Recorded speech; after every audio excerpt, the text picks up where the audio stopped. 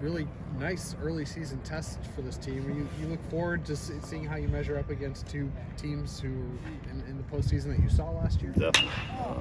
That's what you want to do right before conference. And that was always the plan, is to try to ramp it up before you go into conference. And we got two great opponents in here. It'll be a good weekend for everybody. Are they similar to what you saw last year, or is there anything different about these teams? FAU gave us all we wanted, last year up in Athens, and a lot of the same guys. Same with Texas Tech. Texas Tech's got a few different arms in the mix for them, but all in all, it's the same group, and they're both very talented. It'll be a great challenge. You want to play a higher caliber opponent week 2, week 3 every year going forward, right? That's something that you talked about previously. Right. Yeah, you want to kind of start ramping it up and get to where you have somebody like a FAU or a Texas Tech in here. I'd like to do it second and third weekend. Kind of a unique format. How did it all come together in the scheduling process? Yeah, it was funny. Tim and I go way back, and he just picked up the phone one day and said, "Hey, somebody backed out on me, and I'm in trouble. Well, you got third weekend." I said, "I got FAU." He's like, "Well, let me jump in." I'm like, "What are you talking about?" And he's like, "Yeah, we do it all the time out here. Just let us jump in. We'll play them, play you." And I said, "I'll call Mac." So I called Mac, and he's like, "I don't care. It'll be fine." So it worked out.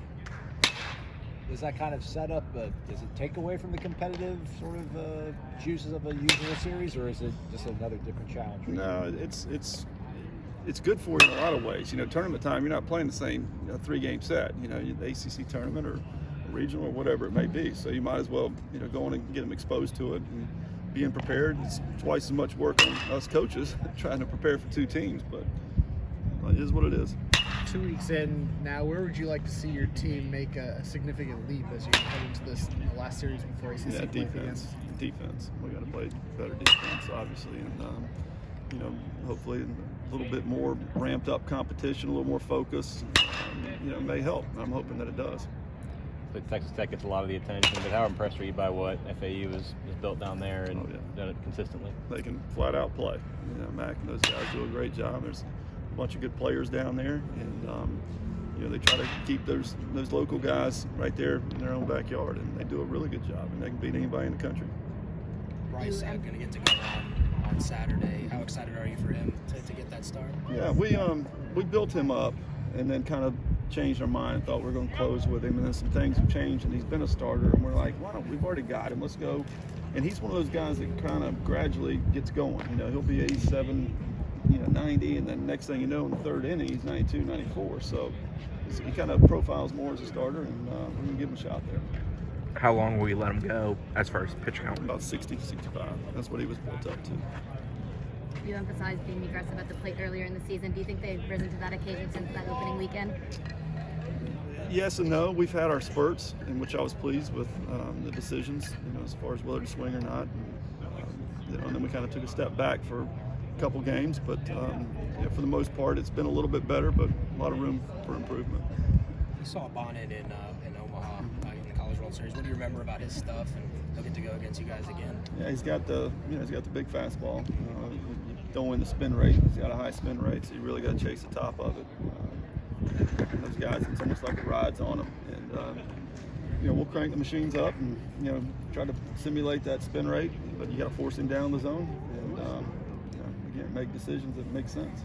I know your infield defense. You mentioned you want to try and solidify that, but do you have options to keep moving people around? Or do you approach it that way, or is it at some point you say, these are our guys, we need to work on you guys and make sure you guys are getting better? Yeah, we flip Nandy and Greeny. So Greeny will be a short, Nandy will go back to second. It's just to give him a different look, try to get him right. He's a very good defender. Again, the mental side, the nerves, whatever you want to call it. Flip him on the other side of the bag. He played there last year, did a good job for us. So it's not necessarily permanent, but he's going to see how it looks. Do you like what Greeny's given you at short in the early looks? He's always played short for the most part. Yeah, he's a steady Eddie, true arm. Everything checks out, so we're going to see how we like it. Tyler, any closer to being able to play in the field every day? Yeah, his arm's, fine now. It was just whatever, irritated, probably from all the throwing that we do.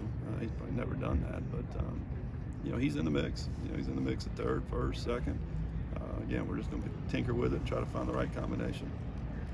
I mean, a guy like Dander, do you kind of try to stay away from him in a time like this, let him work through whatever it is, or is it? I mean, you stay positive.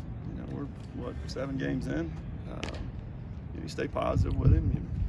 You know, the mental health team was in Monday and had a good session with them, and you know, you just keep patting him on the butt. And you know, if it's lack of focus or you know, desire or work ethic, that's different. But none of that applies. Was that the first time that your mental health team or your mental strength team has been here this year during the season? Was on No, they're Monday? here every Monday. Every Monday? Yeah.